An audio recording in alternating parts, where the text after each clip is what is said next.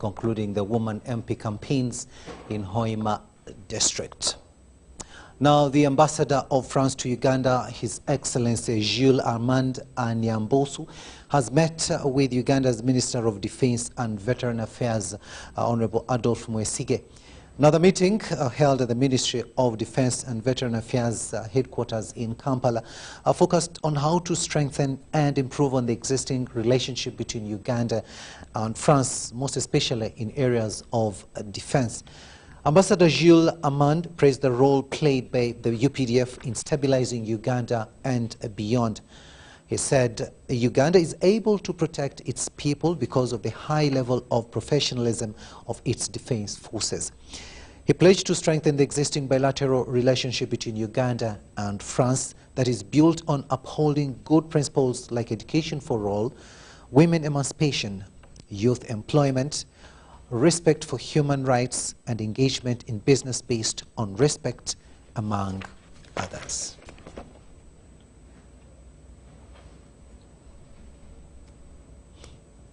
From bilateral relations, now let's shift our attention to matters pertaining to the education sector in the country, where police has arrested 3 teachers together with an enrolled nurse and his wife over vending primary leaving examination papers. Now, the culprits were netted selling the fake UNEB PLE papers in form of hard copies, soft copies, using AfriCell lines and the WhatsApp platform.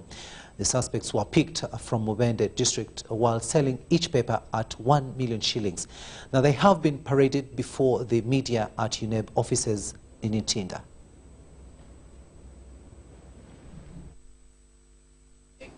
Things being vended for purposes of making and suspecting public lose their money. Police is holding 4 men and a woman over vending primary living examinations. These include 3 teachers, a nurse, and his breastfeeding wife. These are criminal offences which fall under the penal code, where we have acts of forgery and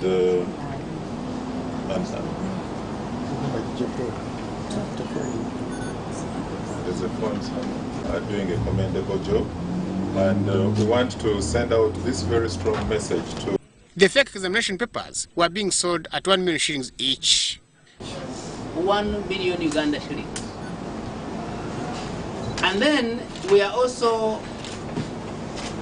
aware of the information that they are targeting use of AfriCell lines because they have found that it's difficult to track them.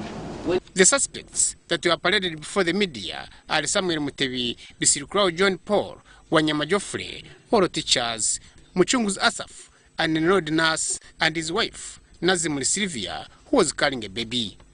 The director in charge of examinations at UNEB, James Gyatemba, urged the teachers to uphold the basic professional decorum, be exemplary, and stop embarrassing the profession through cheating for their children. These criminals have been tracked down, and we are also tracking down their collaborators because we have phones which we have also confiscated from them, mobile phones, with exams already spreading on their WhatsApp. And by the time we arrested them, they had sent these examinations to over 20 of their contacts. Police spokesperson Fred Enanga says the suspects are to be charged for uttering forged documents. Enanga warns the public against associating with fraudsters during this examination season. We have fraudsters who are out there purporting that they do have the actual primary leaving exams 2019, and which is not the case. It is really good that the way the representative of the executive secretary has indicated, it involves examination integrity, involves each and everyone. Primary leaving examinations begin next month on 1st November with a briefing. Candidates are tried for papers that include English, mathematics, science, and social studies. Habimana Deo, reporting for Ubc News. their group, otherwise they will. Thanks, Dale, for that report. And of course, teachers especially have to be very, very careful when it comes to this time, because there are so many people who are ready to get some free money, and as a result, they can engage in such activities. Now to the Commonwealth Parliamentary meeting that's going to take place here in Uganda. Shandana Gulza Khan, who is a member of the National Assembly of Pakistan and Federal Parliamentary Secretary for Commerce, has been elected chairperson of the Commonwealth Women Parliamentarians. Khan, who garnered 48 votes, beat her close rival Tara Rivers from Cayman Island government, also the country's Minister for Financial Services and Home Affairs, who received only 34 votes out of the 82 votes cast. However, 14 members did not vote, as they are not yet in the country. Shandana Gulza Khan is a Pakistani politician who has been a member of the National Assembly of Pakistan since August 2018. Now, the Ugandan Speaker of Parliament, Rebecca Altwala Kadaga, who is also the President-designate of the Commonwealth Parliamentary Association, and Honourable Sida Bumba, President of the Commonwealth Women Parliamentarians, spoke to UBC TV about their expectations from the new chair. In the country, so they did not vote. But it's a good thing, and we are really happy that we have got a new chair, the 6th chair of the CWP. What are the services you expect from her? Well, first of all, her duty will be to continue mobilizing governments to facilitate women to get into parliament, if it's necessary to amend their constitutions, to nominate, to appoint them as ministers so they can also become MPs. So it will be the agenda, the same old agenda to get there. Decision-making positions. Of course, she has to carry on with the agenda. She has to write a new strategic plan, and there are quite a number of issues which have been raised in these meetings, which she has to take care of, like issues to do with people with disabilities, to do with the young people, issues to do with creating an environment, a conducive environment for women members of parliament, and issues to do with the financing, elections for women members of parliament. She also have to handle the effectiveness, quality and quantity of the members.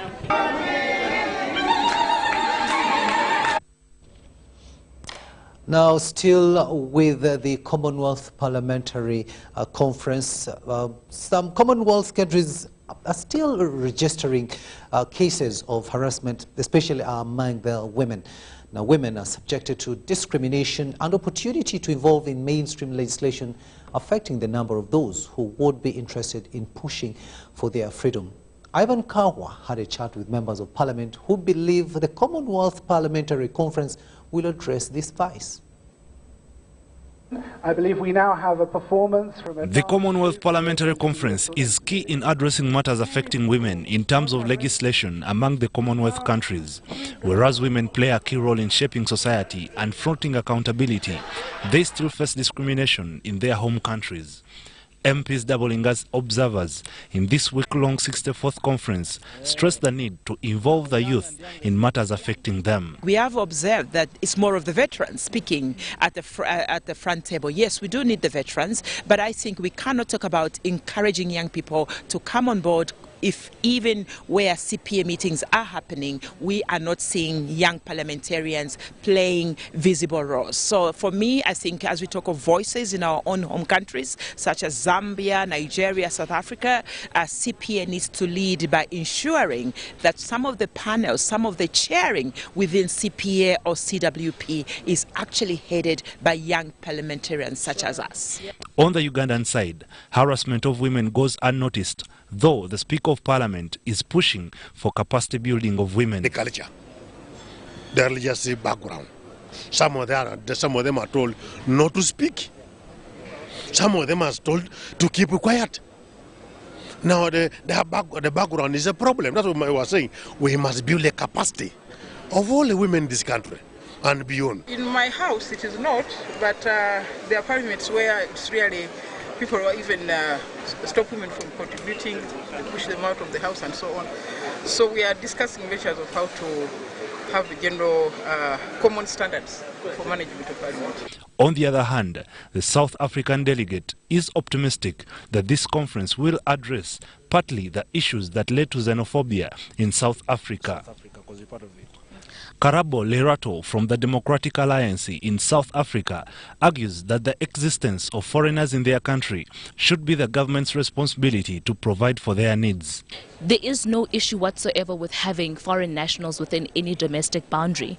The problem becomes when the migration isn't documented, when you have people whom we don't know as government who they are, where are they, how do we then align our resources to ensure that if they're legally within the country, we're able to cater for them as well, or they become a population of the government's concern at the end of the day. So that's the thing. So border control is an important thing to ensure that we have people that come and can be protected by government, but economic emancipation and policies that are centered at enriching the people at the grassroots level are what's also important to ensure that when we have these kind of conversations, it's only conversations on how do we expand, but not how do we start from scratch and ensure that people are being catered for. Democracy speaks exactly to that. However, the plight of barring media from covering some sessions of the CPC and other engagements could be another debate among legislators. The job of the media is to make the rich uncomfortable and the poor comfortable. And so for me, I've always argued that the media has a responsibility to inform the electorates and the constituents, regardless of our society, at a local level in Zambia and other parts of the world, but also globally. So the media is very critical. That is why for me, I've always advocated that the media be given the freedom and also people be given the freedom to express their views. Ivan Kahwa, UBC News at Commonwealth Resort in Munyonyo.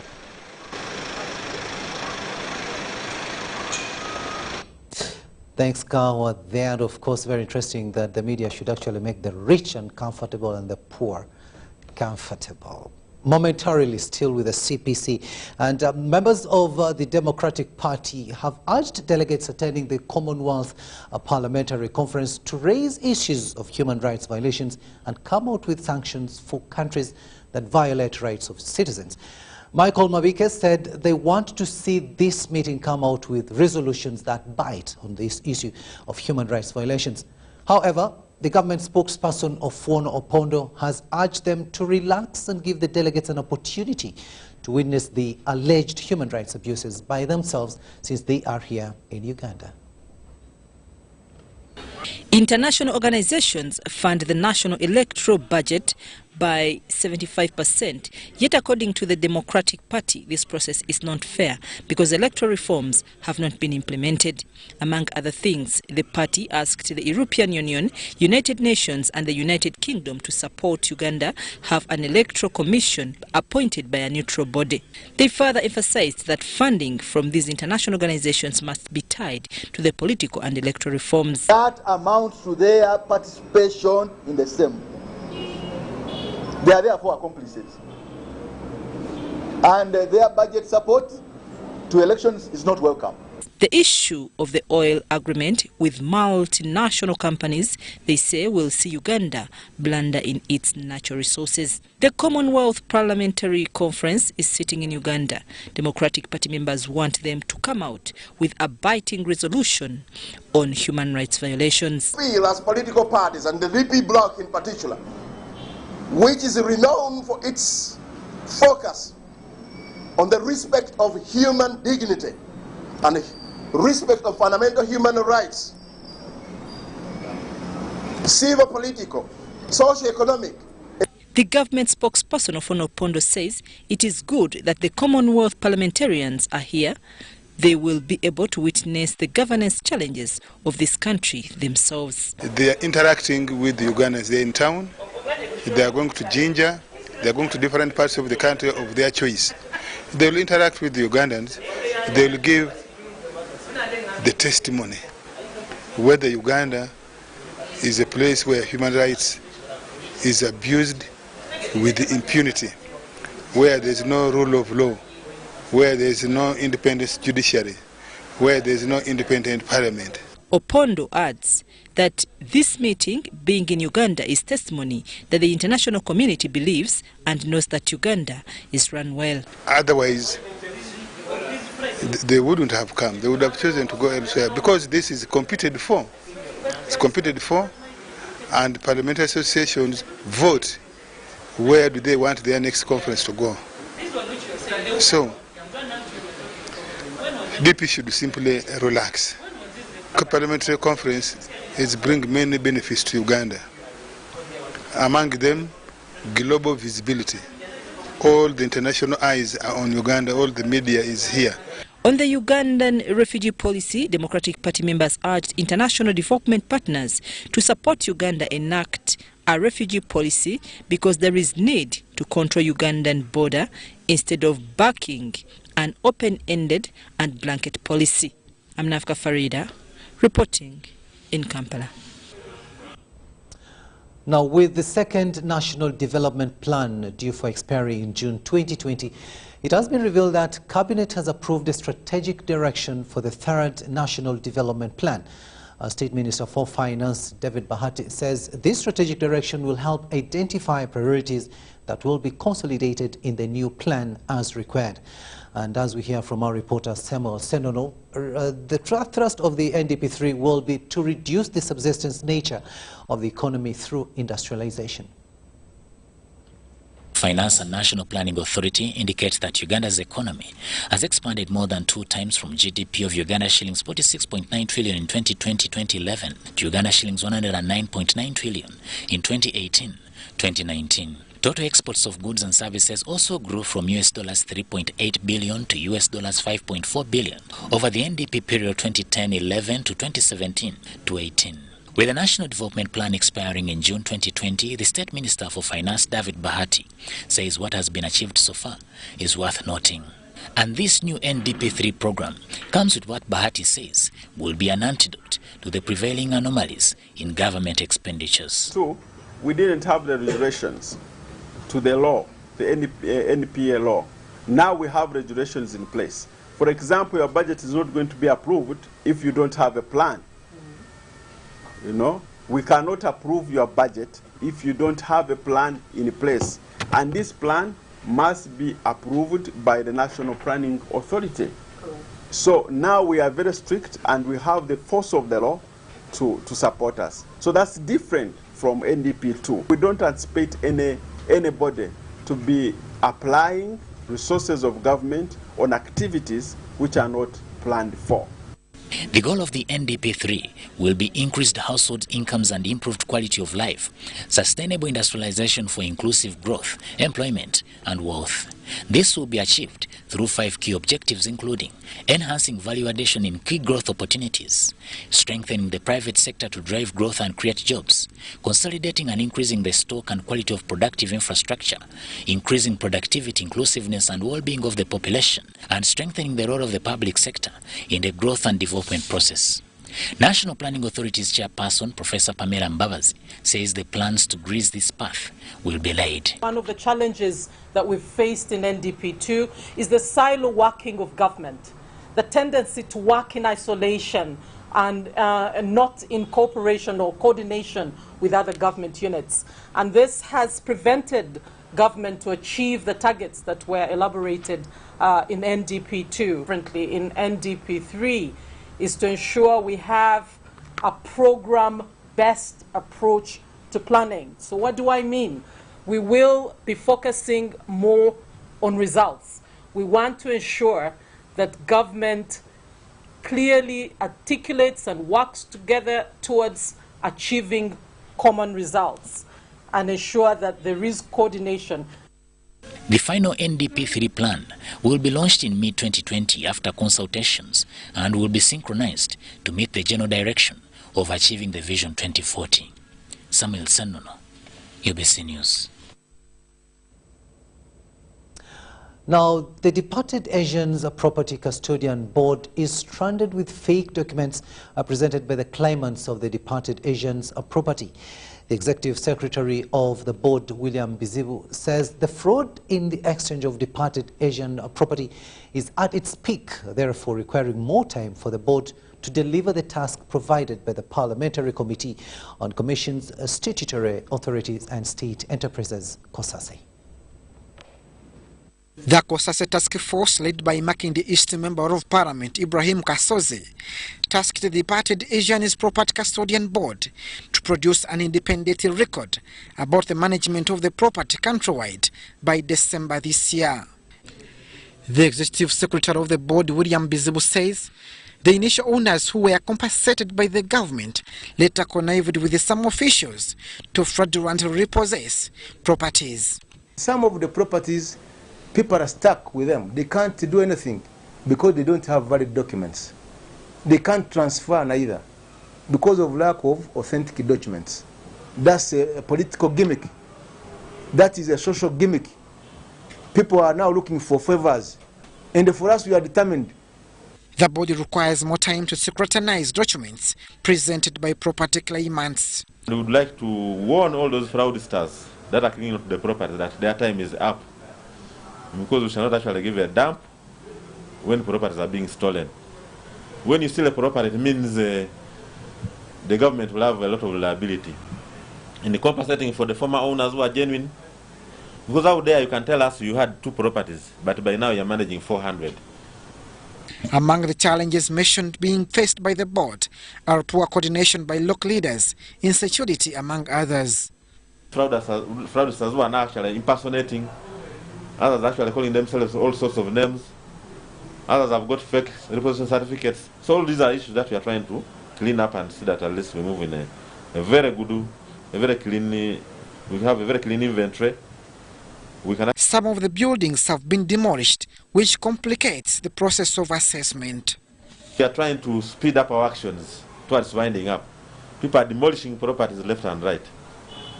When you demolish, it means we cannot actually value this property and get the accurate value.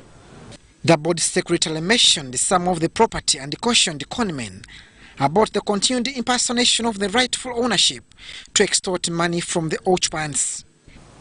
Some properties were repossessed by letters of repossession. Some have certificates of repossession. What does that mean?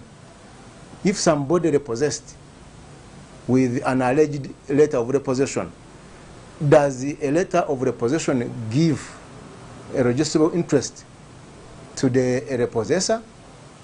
The chairperson Kosase Kawempe South, a member of Parliament Mbaraka Munyagwa, selected task force to investigate circumstances under which departed Asianese properties that were fully compensated by the government ended up into the hands of individuals and companies.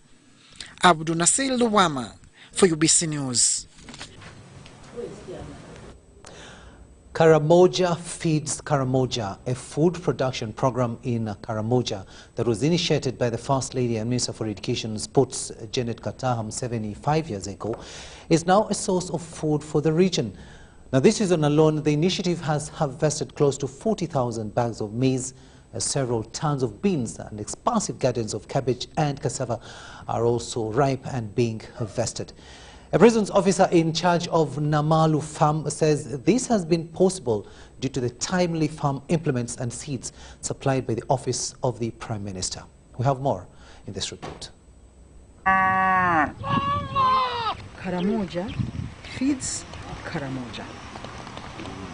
We, together with prisons, do 500 acres of maize here. We give them the tools, we give the seedlings, we give the input. Their input is the labor.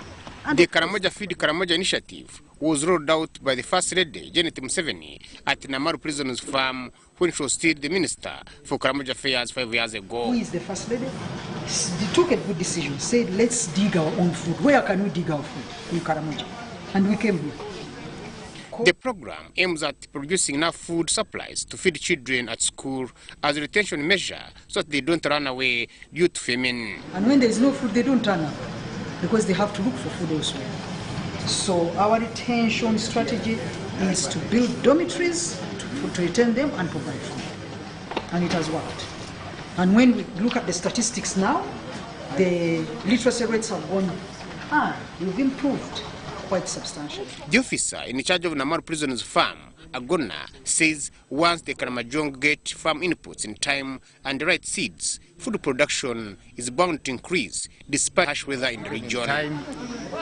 Those inputs were supplied in time through OPM, so we managed to do things in time, and that's why you have good harvest. You can see the sample of the maize crop. You can see it shows that the yield is good.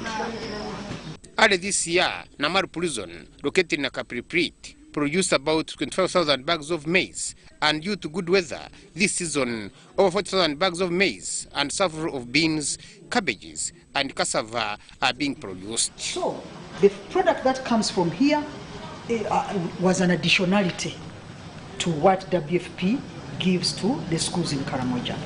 What we give here is about 30% contribution. 30% contribution to what WFP gives, which is good. The Permanent Secretary, Office of the Prime Minister, Christine Gwatude Chintu, while on spot visit to Namaru Prison's farm, said food production in the sub-region is possible once the right guidance and support are provided. So what OPM did was to buy tractors, to buy boom sprayers, to buy the seeds and seedlings, to renovate the cribs. The other side. The Karamoja Feed Karamoja program could be the springboard to ending years of food insecurity in Karamoja sub-region and the unending food relief supplies by government and development partners like the World Food Program, among others. Aside, feeding children aside, but also to introduce crop production in Karamoja and show it's possible. Because there are farmers around us, around Namaru, who have also picked it and are running with it. And they sell to us, which is a good thing. They are earning from crop production because of their proximity need to the prison farm. This report was compiled by the Prime Minister's press unit. Positive changes there in as far as agriculture is concerned in Karamoja sub-region. Let's go to Western Uganda now, and specifically to Kasese, where a number of salt miners at Lake Katwe have developed health-related complications that experts are saying are as a result of constant body contact with salt for long hours. Dr. Chris Bariomusi says government is soon coming up with a law that regulates mining, including salt mining in Lake Katwe.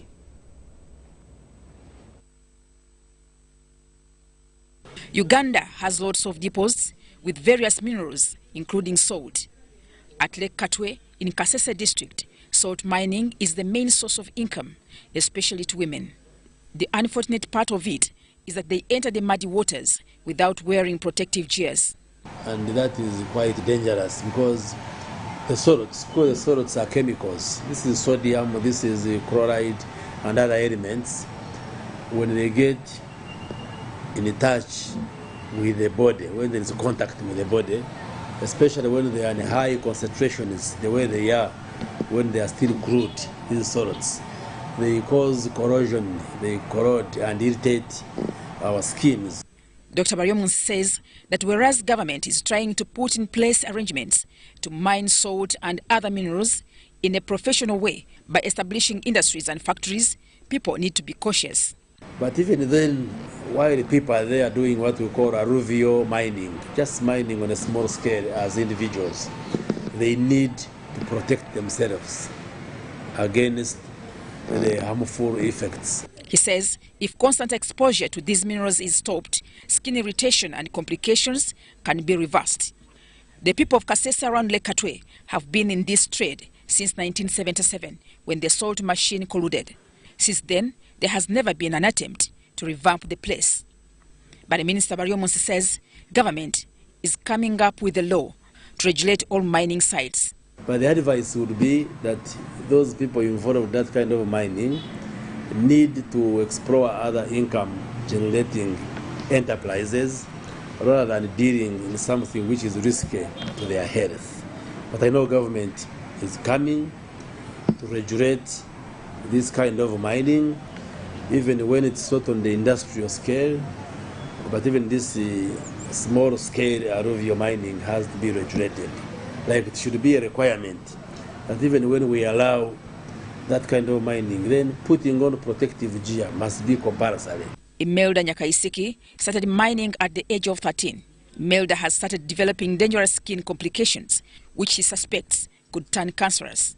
But definitely, if there is prolonged exposure, there could be many other complications which can come out of this. Because cancer is basically caused by many issues, but involves something which sparks off a process within the growth of the cells, and then the cells start growing abnormally. Dr. Baryomunsa advises the community to avoid direct contact with salt. Mtonyi Hilda, UBC. Now, last Tuesday in our health radar, we looked at prostate cancer, which only affects men. Today, let's take a look at leukemia or blood cancer, which affects both genders and does not segregate because it affects both the young and the adults.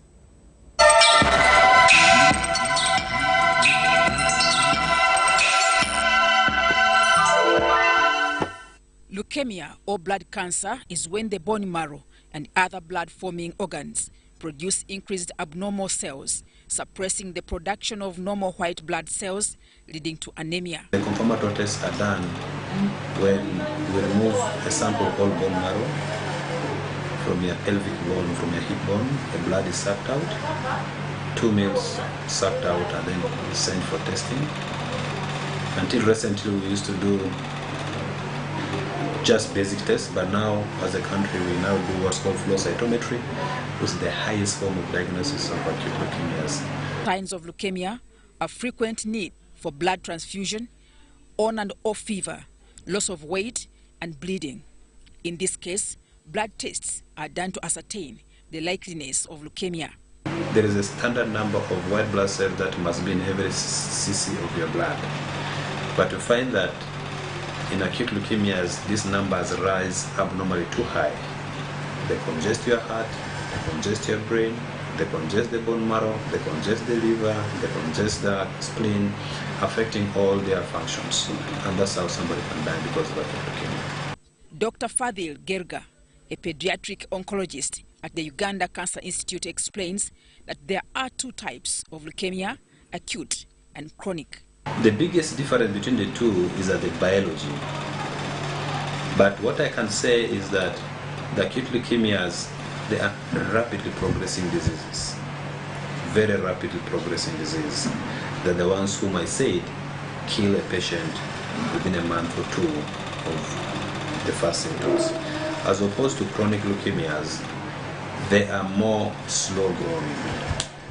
A patient can take 15 years without realizing that actually has a chronic leukemia.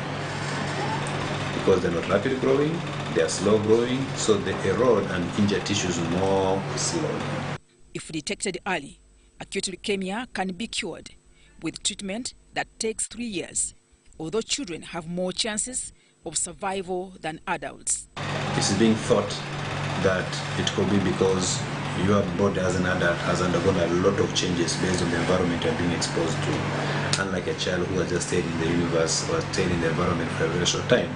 So if the abnormalities that cause your cell to start behaving abnormally are there, then the child has had less exposure to the environment than an adult. Without treatment, one can live with chronic leukemia for 15 to 20 years. But if detected, one can receive lifelong treatment. For the chronic leukemias, it's a lifetime treatment. But for acute leukemias, treatment is within 3 years. The major treatment of leukemia is chemotherapy in the form of injections or tablets.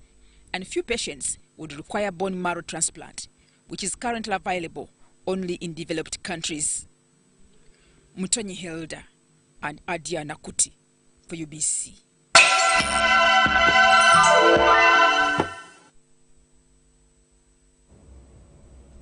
39 minutes after 10, we'll now take a short break, but we'll return with business news. Stay with us.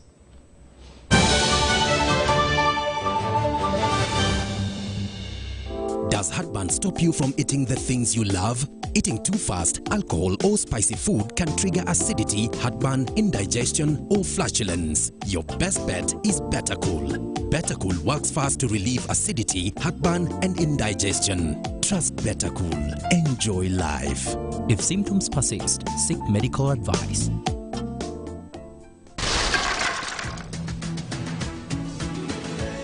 Measles and rubella outbreaks are still being reported in some districts in Uganda, putting the lives of our children at risk. In order to stop these outbreaks and maintain a polio-free Uganda, the Ministry of Health has planned a national measles, rubella and polio immunization campaign for all children under 15 years of age on 16th to 20th October 2019, starting 8 a.m. to 5 p.m. All vaccines are safe, effective, and free. Parents and caretakers are hereby asked to take all children under 15 years of age for immunization at the nearest health facility or immunization post. Ministry of Health also calls upon everybody to report any child with a fever and generalized skin rash to the nearest health facility or health worker immediately. This could be measles or rubella. This message is brought to you by the Ministry of Health with support from World Health Organization and UNICEF. Ladies and gentlemen, welcome to the Pain Arena. Introducing on the right corner, Mr. Action, the reigning heavyweight champion in the ring against the Headache, the #1 contender. And the bell rings. Headache charges forward with a steady right and a left hook. Action dodges. He misses out with an inch. Wait a minute. Mr. Action launches back with a kick. The final blow. He is out.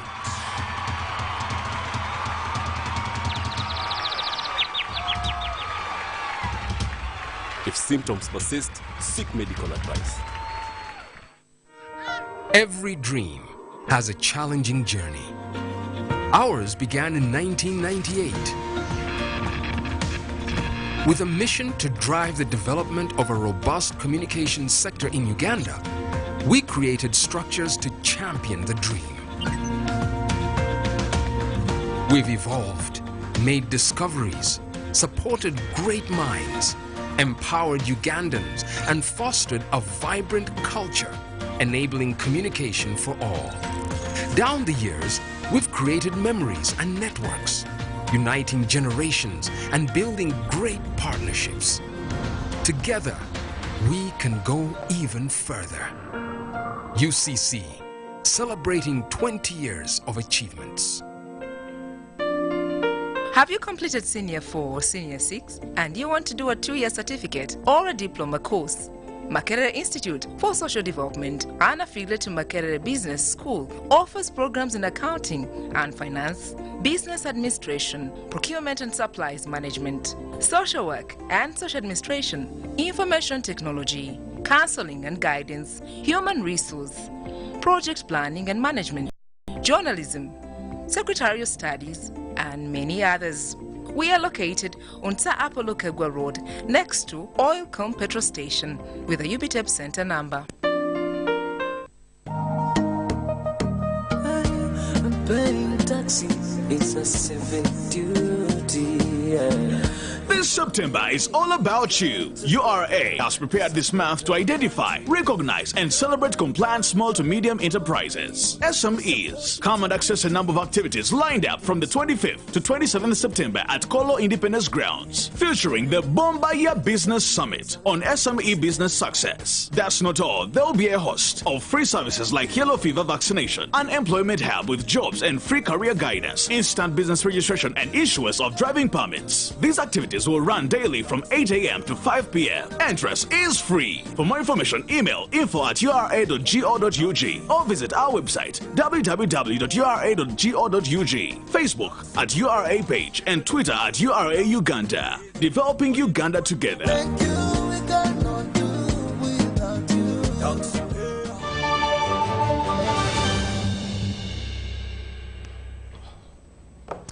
Welcome back, and this is News Tonight here on UBC TV. TV. Let's talk some business now. And the business fraternity is busy selling products manufactured in Uganda. And the first 2 days of the exhibition have not only earned sellers money, but as well as sold the beauty of the Pearl of Africa, that is Uganda. Our reporter Ivan Kahwa was at Munyonyo and now reports. The Commonwealth Parliamentary Conference is earning the business fraternity money as many are up and down attending to customers. Business women and men are seen selling African merchandise and locally made items. African wear, crafts, artworks are all over the display. So I made some money today. Actually, the whole of yesterday tebyabadde birungi twatudde nga tetutunda ne tugwamu amaanyi naye ne tulemerako ebintu byetaaga kulemerako woba okyetaaga okifunamu so nolwaleero nzize leeti nga ndowooza oba siitunde naye red I have dollars. Need to thank God kubanga ebintu ebimu bw'obeera mu business it's God's blessing, it's God's favor. So ndi wa mukisa nti Mukama antaddeko favor nti of course most of the delegates are buying from me, so I'm privileged. Delegates are impressed with the African products showcased at the Commonwealth Parliamentary Conference. Believe you me, today is the happiest day of my life. Why? Say why? Because when in my country we do have such things, but here when I used to dream for that when I will go and when I will buy and when I will look, there you have a talent. What they do not have or what catches their eye is what basically you try to put up on your stall. So you need to display what they don't have back in their country. So the African print is renowned the world over, and people tend to, within the Western Hemisphere, tend to lean towards African print because it's attractive, you know, and it captures the attention of people. When you see somebody in an African print, immediately it makes you take the second look. The business people, just like any other delegates, were accredited to do business at no cost by the Parliament of Uganda. Prices are fairly good and foreign currencies are used for transactions. And our applications were received by the office of the clerk in the Parliament and we are called in. So we called in, we signed, and later we are given accreditation cards that allow us to get into the entries of Munyonyo or to exhibit here in Munyonyo. If not UBC's wide coverage, a few people would have turned up to secure space for selling their goodies. I tell the people to watch UBC television because this is where I got the information to come and exhibit my things. If the UBC was not there, I wouldn't be there. If anyone didn't watch UBC, that means she can't get a chance to come here. Well, the Commonwealth Parliamentary Conference enters day 2, and to the business fraternity, this is an opportunity for them to earn money. By the end of the conference, most of them will be telling another story. Ivan Kahwa, UBC News at Commonwealth Resort in Munyonyo. Of course, UBC TV is pairing Uganda there, and of course, business women getting to have that chance to exhibit their products as a result of watching UBC TV. Now, the Uganda insurance industry is letting down accident victims by failing to remit their third-party compensation. Now, the situation is worsened by the 85,000 Ugandan shillings fee for the police report, says Dr. Joshua Kiberu, the medical superintendent at Kawolo Hospital. Now, he raised the concerns in an engagement with the Insurers Association in Lugazi. Accident is going up by the day instead of going down. In just the month of August, the border accidents were 154 in 1 month, and the motor accidents were 108. Kawolo Hospital in Lugazi district is overwhelmed with a big number of road accident patients. The rainy season and drivers' complacency is blamed for the rise in the number of accidents. It is worse in the night and also worse during the rainy seasons. And people communicate now. When they immediately pass the police post, the police checkpoint, they signal their friends that she's okay, you can move. And people now go back. And then the public who are in these vehicles, are complacent. They don't complain to the driver that you are over speeding. Lack of human resource capacity, equipment and drugs has often impeded effective service delivery, especially during an influx of patients. I don't have stable human resource to manage that accident. I just assemble teams from different departments, which is a bit of a hindrance to quick and prompt service delivery. While receiving an assortment of medical equipment and sundries from Uganda Insurance Association, health workers raised concern about the difficulty in accessing third-party compensation. Probably what our challenge has been is we have waited for the victims to come to us, which is not the right way of doing things, I guess. Now I think it is incumbent on us to go to the victims and extend our helping hand, because we have the money that is going to help the victims, to try and rehabilitate their lives. Dennis Igor for UBC News. Now, an application to create world-changing technologies for water sanitation and health has been developed in Uganda by M-Water Project Canada.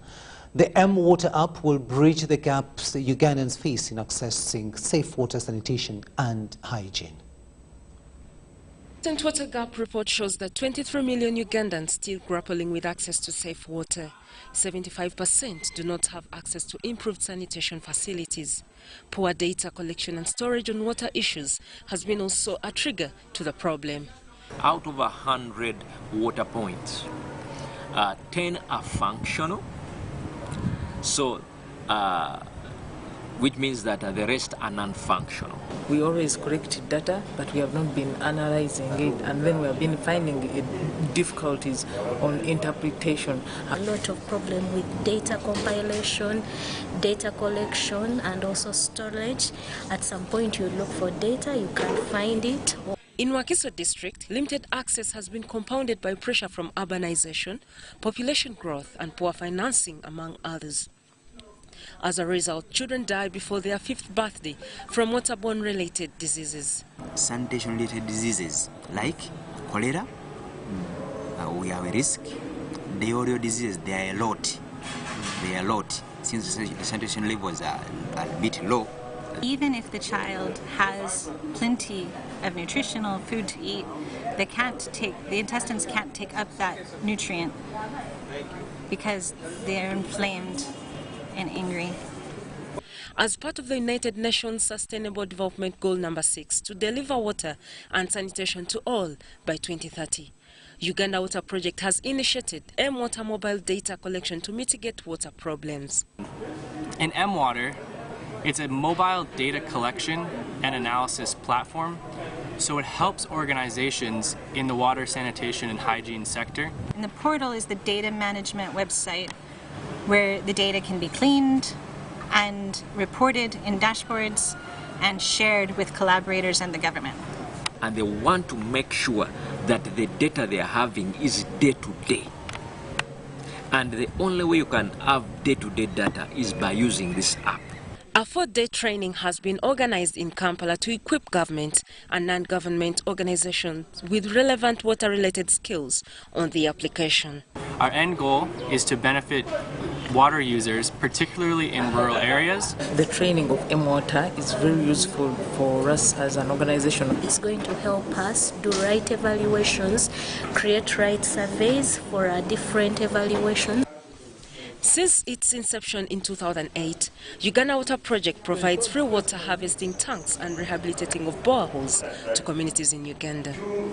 Advocates say that the M-Water application will increase water service delivery to many Ugandans.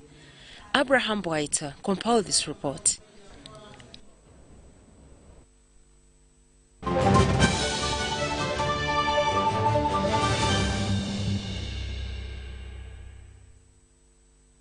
Welcome back. Let's have a look now at sports news. And after ably representing Uganda at the inaugural Africa Death Athletics Championships in Kenya, Uganda's golden medalist Jennifer Nyakato has spoken to the public for the first time. Now, the 800 meters gold medalist, who also added silver in the 1500 meters, was flanked by her teammate Andrew Odur, who won bronze in javelin to lift Uganda to 6th overall at the 10-nation tournament won by Kenya. Now, the two were at the National Council of Sports headquarters in Kampala. I thank God for this wonderful day. I'm very happy to be back home. We had a successful mission.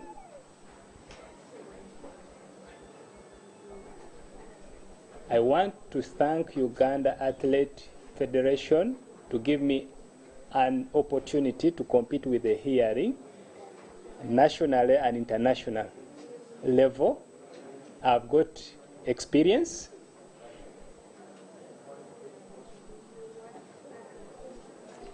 I want to still thank UEFA for 100 meters.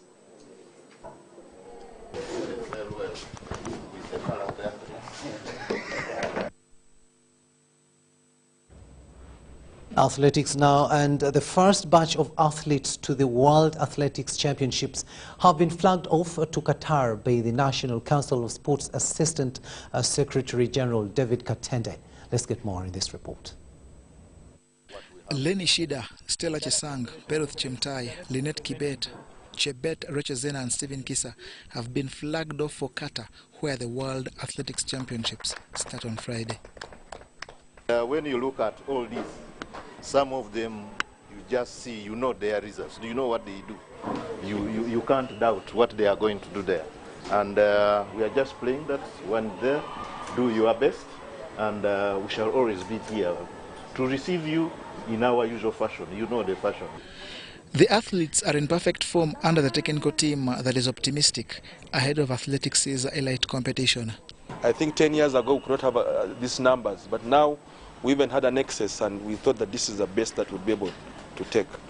The coaches have done their work. After more than a month of intense training, the belief is evident amongst the team members. We have done our training, and now it is remaining competition. And I know we are going to do it good because we have been in the camp for 2 months. I'm going there to do my best, and I want to run, if possible, to run a PB that's a personal best wherever I'm going for these games. Departure for Uganda's 22 athletes is planned to suit their competition dates, with the second batch leaving on 27th September, while the marathoners and 10,000-meter runners on 2nd October.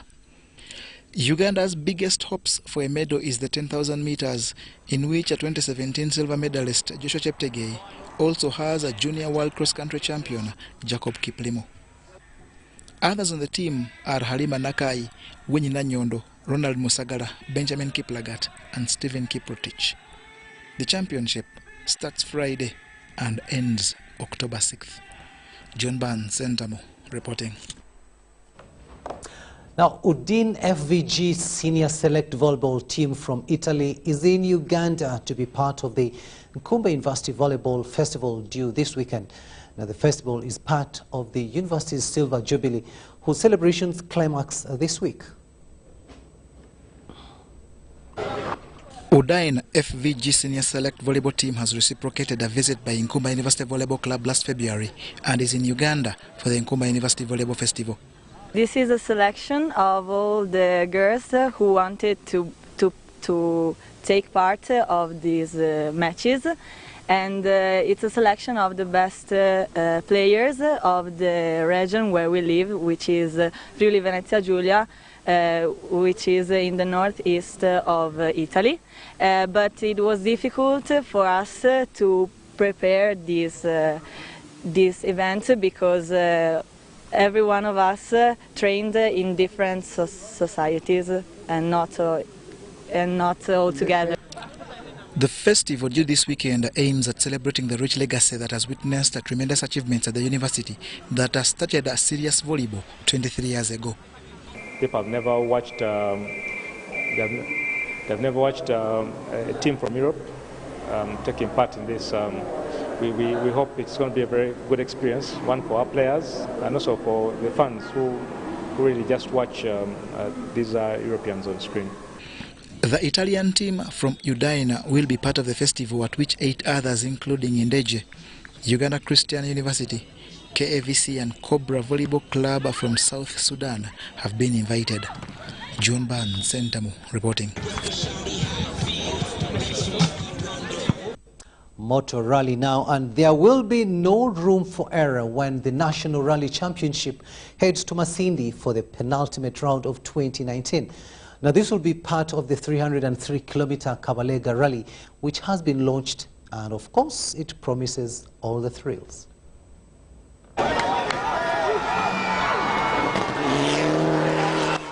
With a tight competition for honours evident in this year's National Rally Championship, the upcoming Kabalega Rally will be no place for the faint-hearted.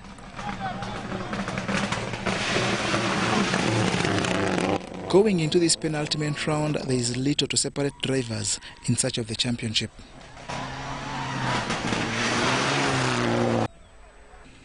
Yasin Nasser leads the pack with 355 points, followed by Ronald Sebuguzi on 300. Arthur Blick in third has 285, and a fourth place Christakis Fitidis has garnered 268.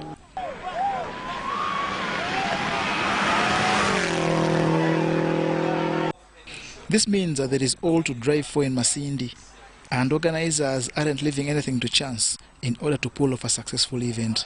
Watch competition is tight. So to solve it, the driver will never forget.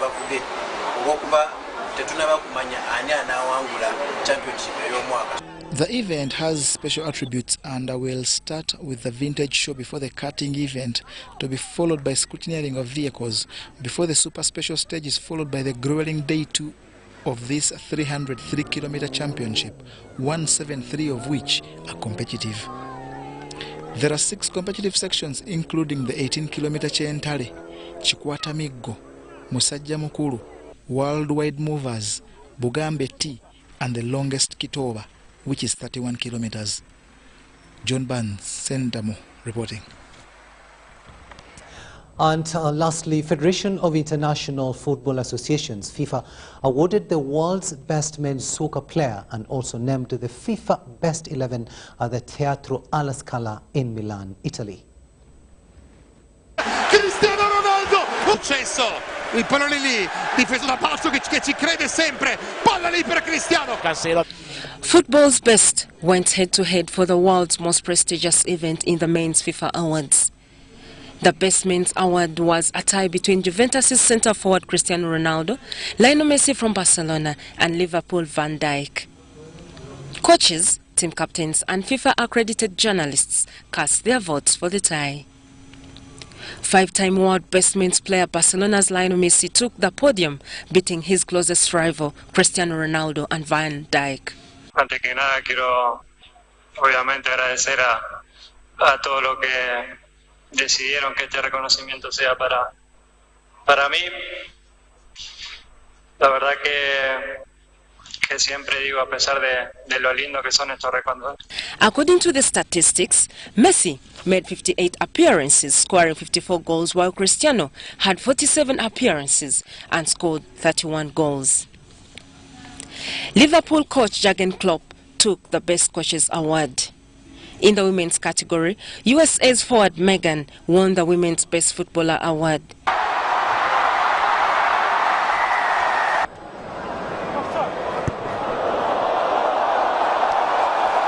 Meanwhile, in the Rugby World Cup, Samoa beat Russia 34-9 in an interesting physical game, while Wales beat Georgia 43-14 in the ongoing competition. Action resumes Thursday with Italy locking horns alongside Canada in Fukuoka Stadium in Japan. For UBC, Helen Barbara, Gizamba. Let's have a look now at the weather forecast for tomorrow with Daphne Kavasita and Samba at the weather station in Entebbe.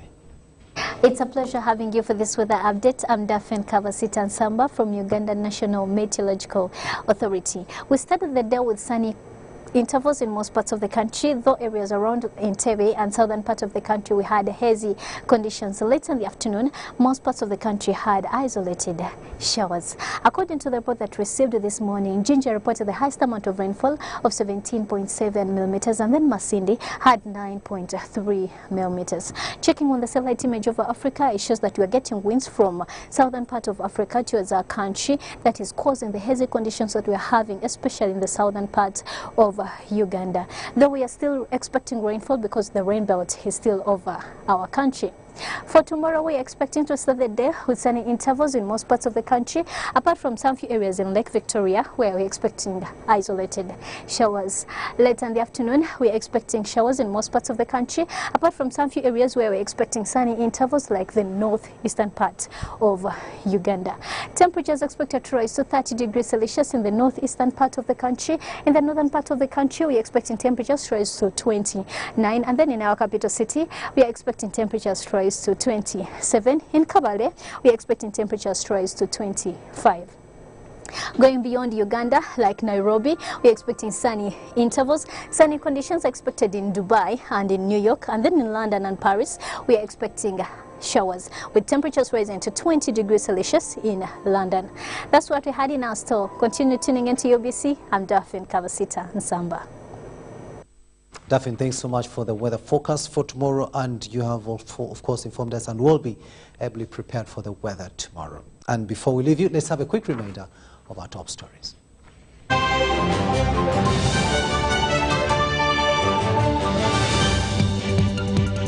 With Hoima woman MP campaigns. Cabinet approves Surveyors Registration Board. UNEB nubs teachers vending PLE exams. The government urges opposition to let delegates witness Uganda's governance. And in sports, deaf athlete Nyakato lauds government for opportunity to represent the country.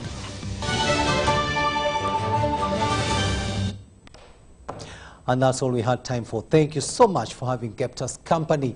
Mugalu Mohammed has been on sign language, and I am Edward Rukidi Kichanangoma, wishing you a blessed night.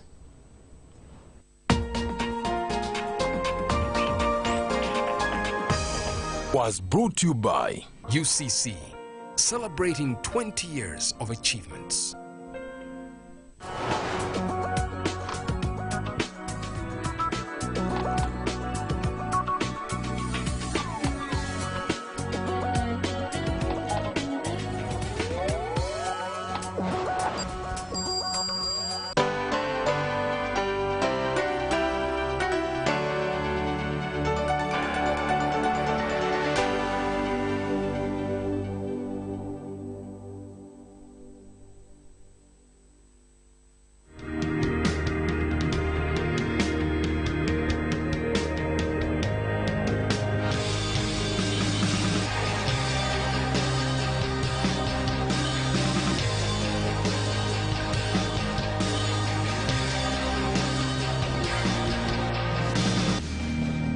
Hi friends of UBC.